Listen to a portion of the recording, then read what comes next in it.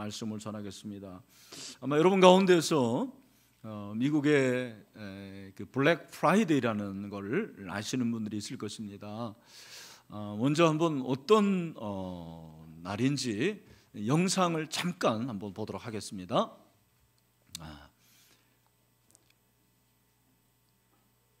저 사람들이 왜 저러는지 아시겠죠? 싼 물건을 저렇게 빨리 얻으려고 몇 시간 동안 기다리다가 문이 채 열리기도 전에 자기들이 문을 열어서 저렇게 들어가서 물건을 구입을 하는 거예요.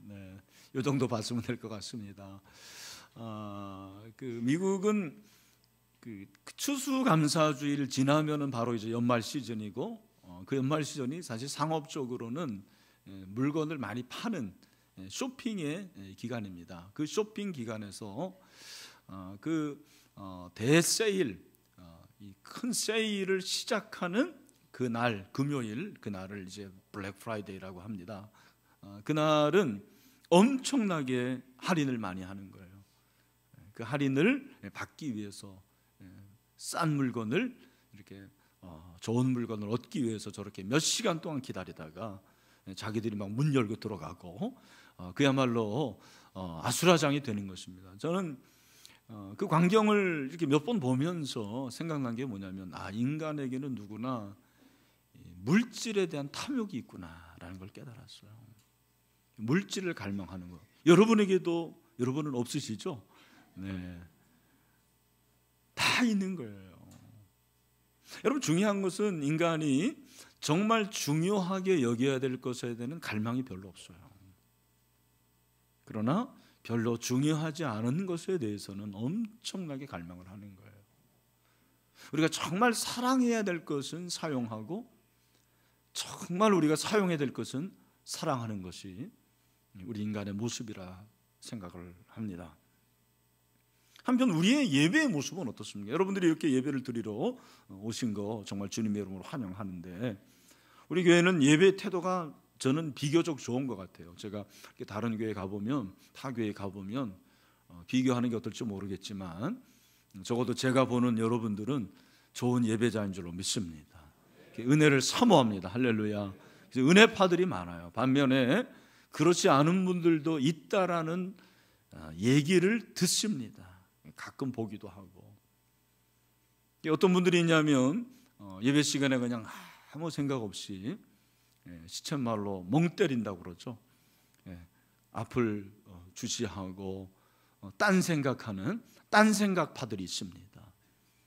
그리고 예배 시간만 되면 갑자기 눈이 밝아지면서 주보를 막 줄을 긋고 교정까지 보는 주보파들이 있습니다. 또 옆에 있는 분들에게 이렇게 쪽지를 써가지고 쪽지를 주는 쪽지파도 있고, 시계를 연상 보는 시간 절약파도 있습니다. 그리고 정말 실속파들은 특별히 설교 시간에 그동안 못 읽은 성경을 읽는 사람들도 있어요. 아주 실속파들입니다. 최근에는 이 수면파들은 조금 줄어드는 것 같아요. 제가 볼 때는 그동안 못다한 잠을 또 다 이 시간에 보충하는 수면파도 있는 반면에 휴대폰을 많이 사용하는 것 같아요. 비전홀, 제가 이게 안 보이는데 비전홀에 있는 분들이, 그런 분들이 간혹 있다고 합니다. 인터넷 검색하고 또 게임까지 한다고 하는데, 참 하나님께서 얼마나 기뻐하실까라는 생각을 해봅니다. 여러분은 어떤 파에 해당되십니까? 올 한 해 저와 여러분이 정말 은혜를 사모하고 하나님을 갈망하는 그런 예배자가 되기를 주님의 이름으로 축원합니다. 사실 시편 42편 우리가 잘 알고 있는 말씀이에요. 표제가 맞쓰길이라고 되어 있는데, 맞쓰길은 지혜의 시예요.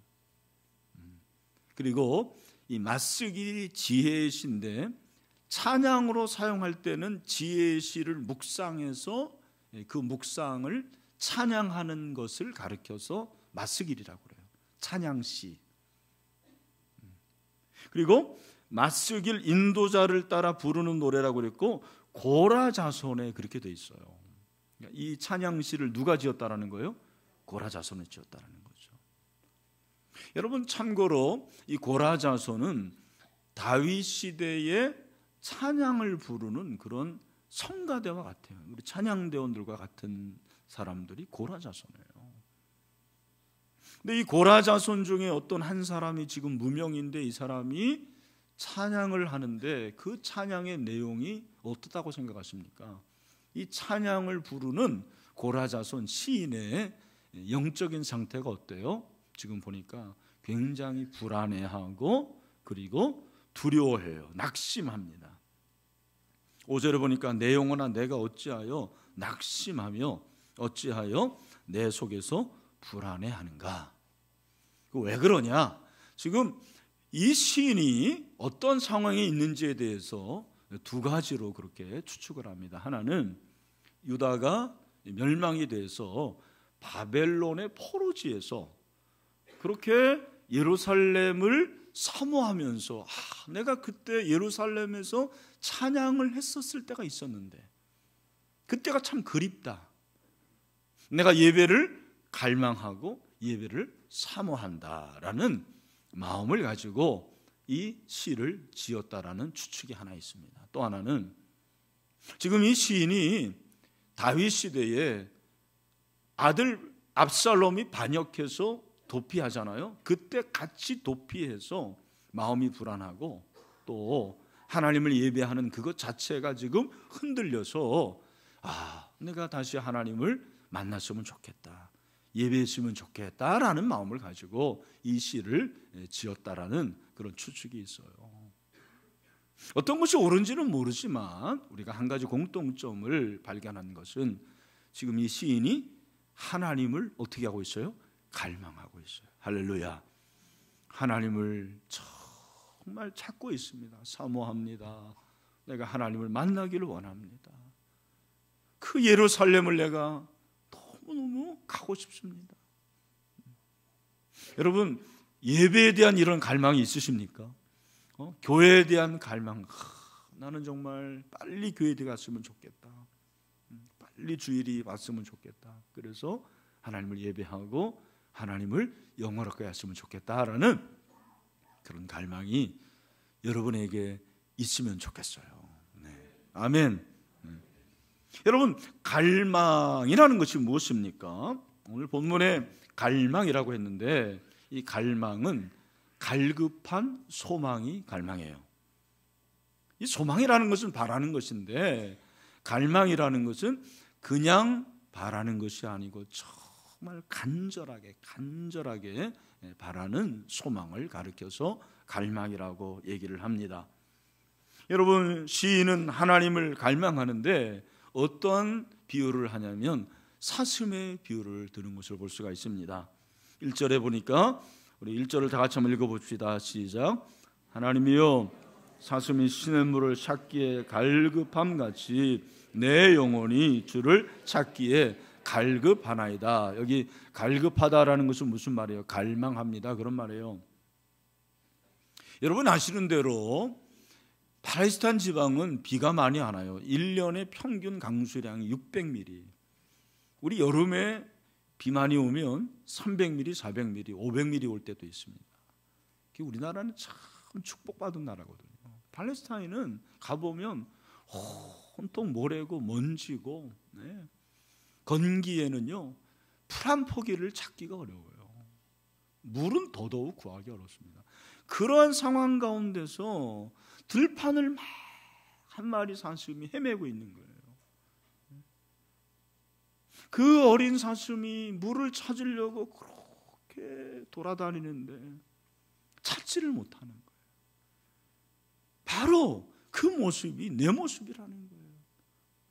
그렇게 물을 찾으려고 헐떡거리고 그 물을 찾기 위해서 갈급해하는 그 심정이 바로 나의 심정이다라고 그렇게 말을 하고 있어요.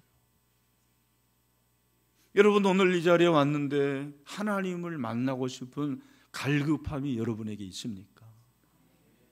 할렐루야. 정말 주님을 만나고자 하는 기대감이 있습니까? 그게 갈망이라는 거예요. 너무너무 사무치고 너무 보고 싶고 주님의 임재를 원합니다. 주님을 만나기를 원합니다. 주님의 음성 듣게 하여 주시옵소서. 주님과 교제하기 원합니다. 주님의 그 뜻을 알게 하여 주시옵소서. 사랑하는 성도 여러분, 하나님을 갈망함이 영성이에요. 영성이 다른 게 아닙니다. 하나님을 갈망하는 깊이만큼 내 영성이 형성이 되는 거예요. 오늘 이 시간에도 여러분이 정말 하나님을 갈망할 때 하나님께서 여러분으로 충만하게 하실 줄로 믿습니다. 기름 부어줄 줄로 믿습니다.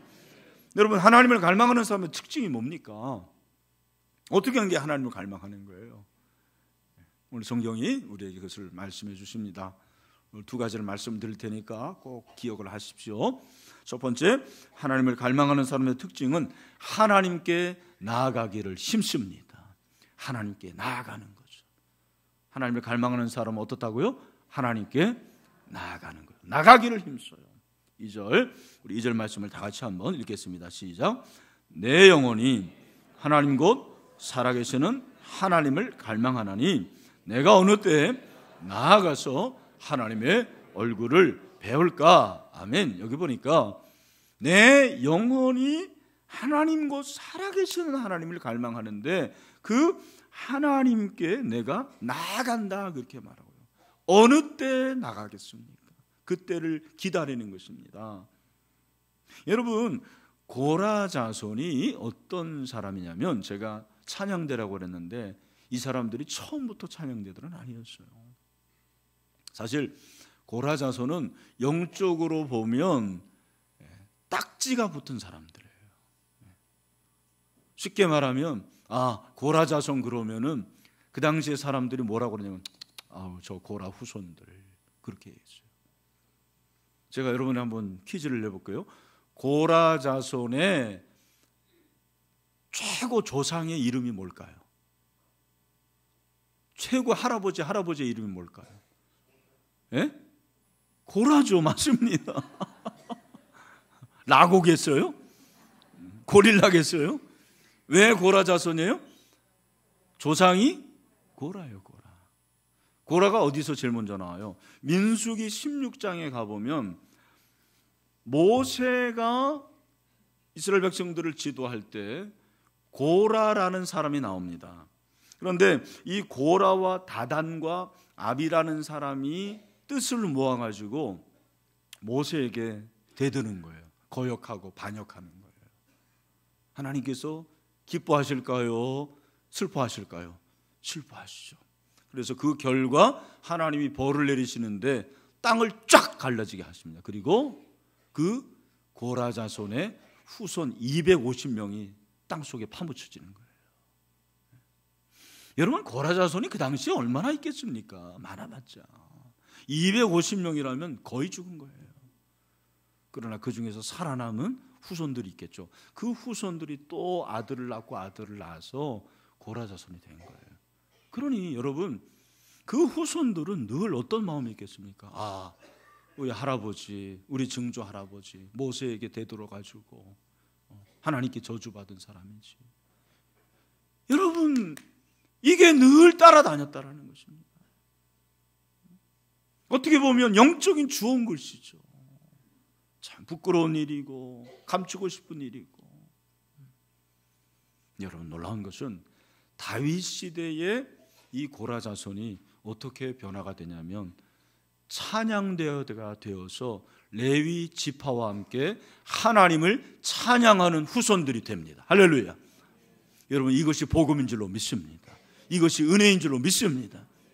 하나님의 나라는 그런 나라예요. 우리 할아버지가 그렇게 하나님을 거역하고 우리 할아버지가 하나님께 대들었다 하지만 여러분, 하나님은 그 후손들에게 은혜를 내려주시는 은혜의 하나님인 줄로 믿습니다. 영적인 연자자가 없어요. 어떤 나의 잘못이 아닌 우리 조상들의 잘못으로 인한 그 흔적들이 하나님 앞에서는 문제가 안 되는 거예요.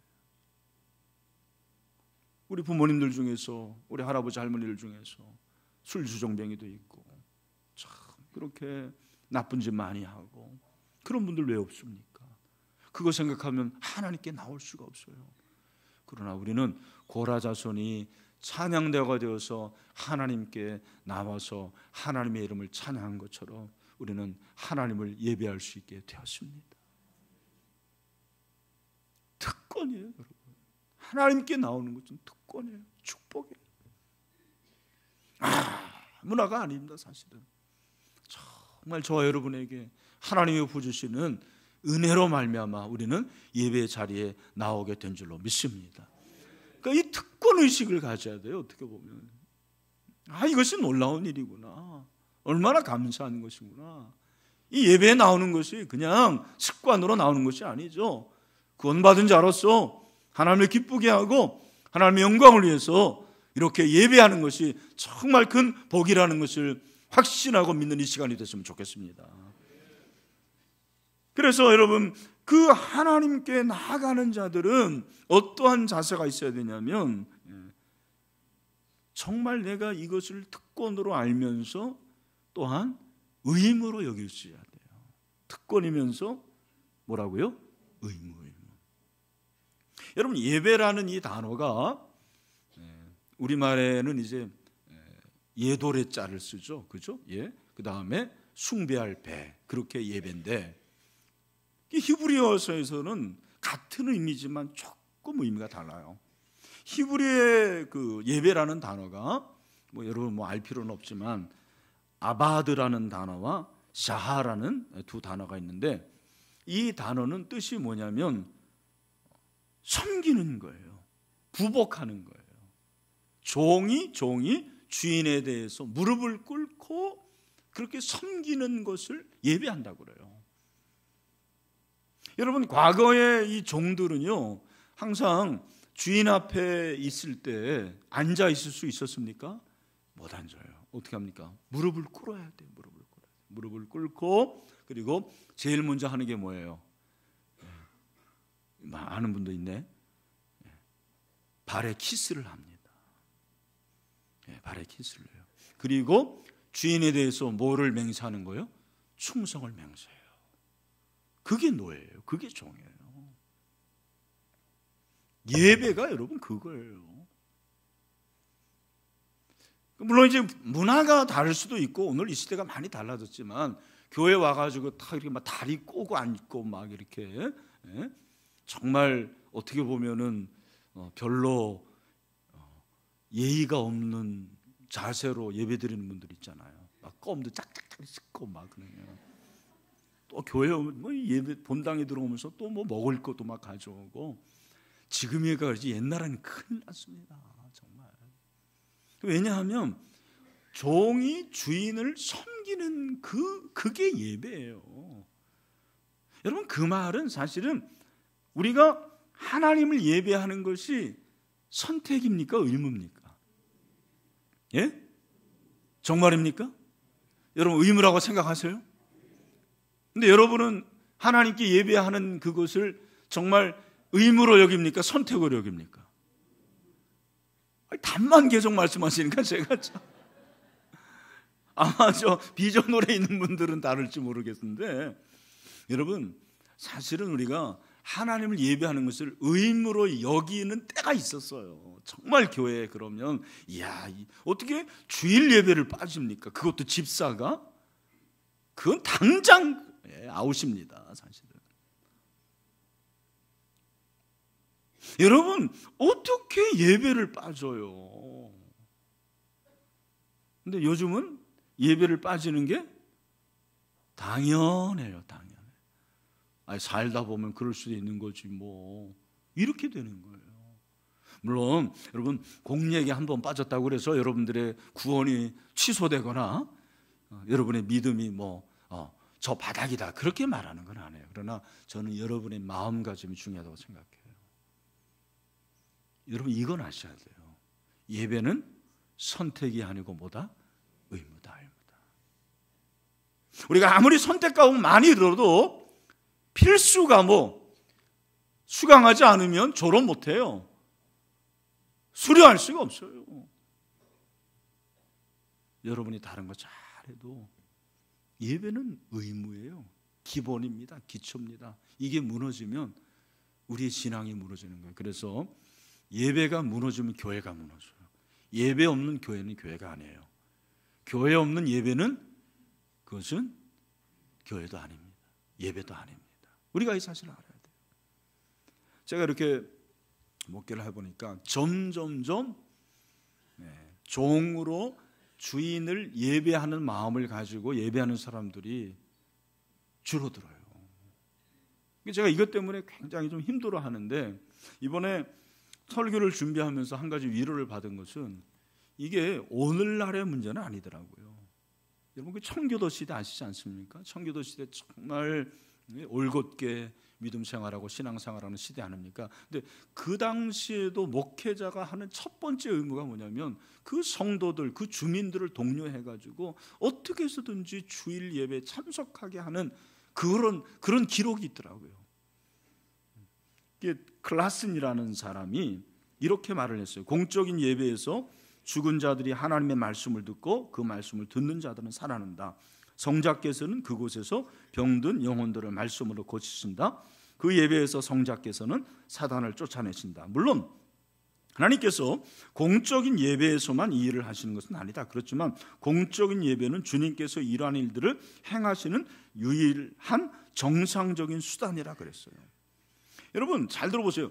개인적인 그런 경건과 개인적인 예배도 중요해요. 여러분들이 매일 일어나서 말씀 묵상하고 개인 기도하고 그렇게 하시지 않습니까?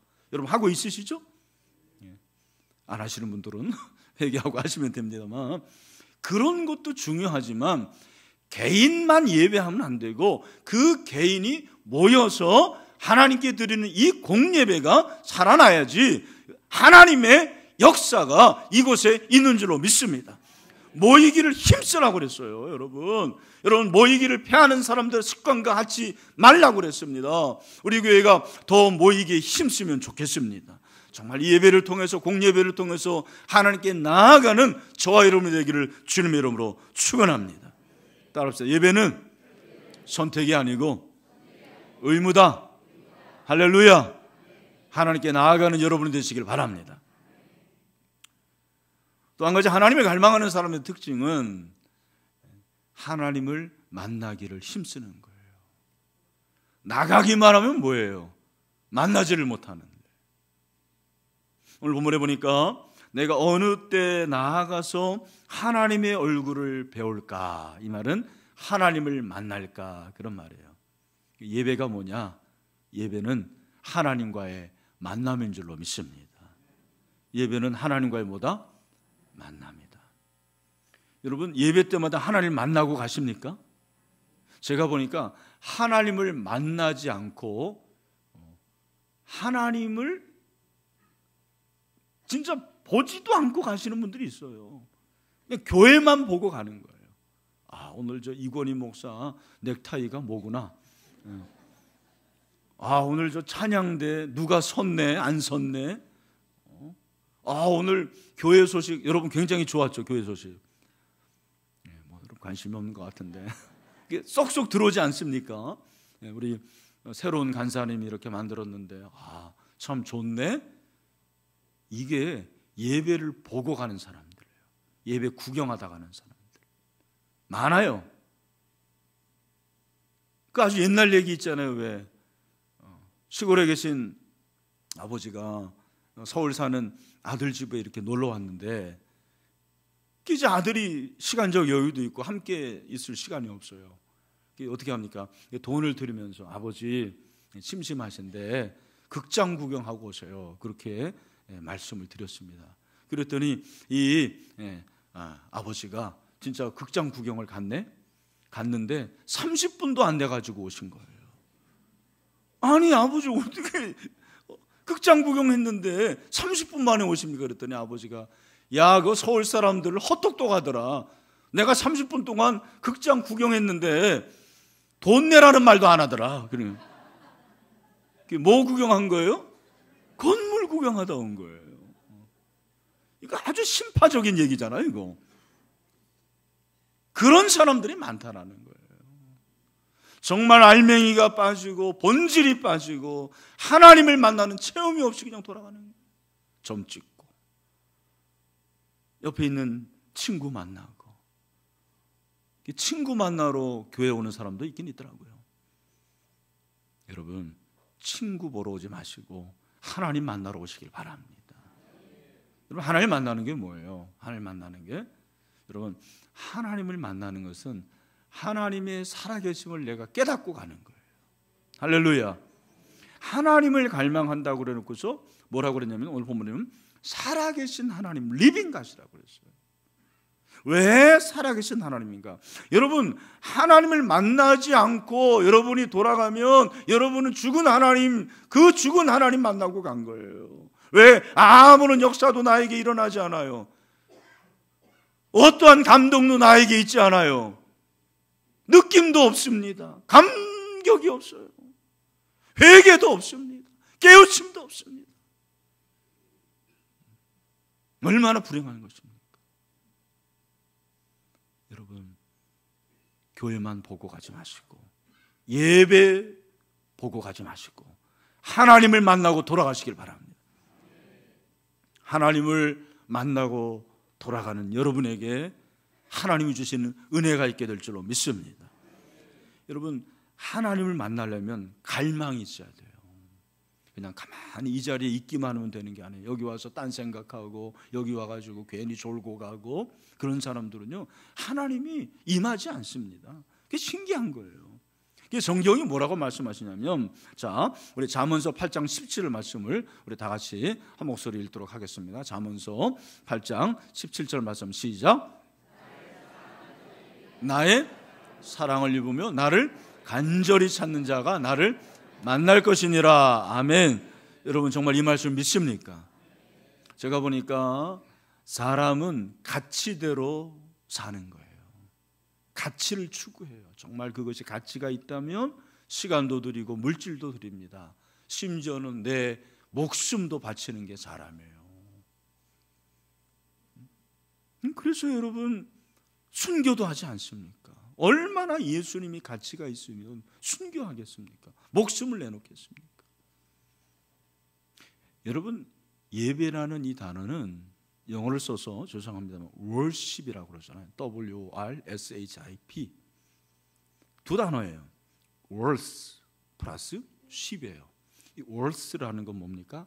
가치예요, 가치. 그리고 ship이라는 것은 신분이에요. 그러니까 이 예배라는 것은 가치에 그 신분이 있는 거죠. 가치에 어떤 뭔가가 분명히 있는 것입니다. 제가 모태신앙이거든요. 어렸을 때부터 저는 정말 예배 많이 드렸어요. 아무 생각 없이 예배 드렸습니다. 어떨 때는 7번 예배 드릴 때도 있어요, 하루에. 정말입니다. 지겨웠죠. 꼭 이렇게 해야 되나. 여러분, 제가 예수님을 인격적으로 만난 후에 가장 큰 변화가 뭐냐면 예배가 너무 기쁜 거예요. 예배가 너무너무 좋은 거예요. 왜냐하면 가치를 알았기 때문에. 내가 그전에는 이 예배의 가치를 몰랐어요. 이 예배의 가치가 얼마나 중요한지를 몰랐어요. 내가 은혜의 보좌에 담대히 나아가는 것이 예수 그리스도께서 나를 위해서 죽으셨기 때문이고, 내가 그렇게 마음대로 하나님을 예배하는 것이 얼마나 큰 은혜인지를 몰랐어요. 나는 이걸 당연하게 생각했어요. 이것을 아무렇지 않게 생각했어요. 하지만 이것이 얼마나 놀라운 축복인지를 제가 그걸 깨달은 거예요. 그러니까 어느 날 예배를 드리는데 막 하늘에서 감격이 넘는 거예요. 말로 다 할 수 없는 그 감격이 나를 감싸는데, 저는 지금도 예배가 정말 좋아요. 제가 가끔 말씀드리는데, 내가 목사로서 신방도 하고 제가 무슨 인도도 하고 많은 걸 하지만 그냥 예배만 드렸으면 좋겠어요. 예배만 인도했으면 좋겠어요. 그만큼 저는 예배를 좋아해요. 왜? 가치를 알기 때문에. 사랑하는 성도 여러분, 예배의 가치를 알면 하나님을 갈망합니다. 예배를 갈망합니다. 하나님을 만나려면 그렇게 갈망을 해야 되는데, 여러분 기대가 있게 되기를 주님으로 축원합니다. 이것도 있지만 마음속에 오늘 하나님께서 얼마나 큰 은혜를 주실까에 대한 기대가 있어야 돼요. 기대. 뭐가 있어야 된다? 기대. 여러분 기대 가지고 오셨습니까? 여러분 사람이 기대하는 거하고 기대하지 않는 거는 훨씬 다르더라고요. 여러분의 자녀들에게 기대하는 것과 기대하지 않는 것은 아예 포기했다라는 얘기거든요. 제 친구 중에 예수님을 정말 인격적으로 만난 그 친구가 토요일이면 예배를 준비하는 거예요. 기대를 하는 거예요. 이 친구가 토요일에는요 약속을 안 잡아요. 임원이거든요. 기업에 뭐 골프 약속도 안 잡고 식사 약속도 안 잡아요. 그렇게 토요일 날은 가정에서 머물면서 저녁 때 되면 홈페이지에 이제 자기가 다니는 교회에 주보가 이렇게 올라오잖아요. 그러면 그 주보를 보면서 다음 날 목사님의 설교 본문이 어딘가를 찾는 거예요. 그리고 그걸 읽으면서 몇 번 읽으면서 나 같으면 이 본문을 이렇게 설교하고 싶은데, 수준이 있죠. 그죠? 그런데 내일 목사님은 이 설교를 어떻게 하실까? 이 본문을 가지고 어떻게 설교를 하실까라고 그렇게 생각을 하고 기대를 한대요. 이 친구는 신도리코를 한때 다녔는데 토요일 날 MT를 가면 자기 차를 일부러 가지고 간대요. 그리고 주일날 새벽에 혼자 운전해가지고 오는 거예요. 왜? 주일 성수하려고. 그 친구가 얘기해요. 지금까지 신도르코에서 자기가 영업이었는데 자기만큼 그렇게 영업의 실적을 올린 사람이 없었대요. 3번인가 상을 탔다고 그러더라고요. 저는 그것이 다른 것이 아니라고 생각해요. 여러분, 우리가 하나님을 기대하면 하나님도 여러분을 기대하십니다.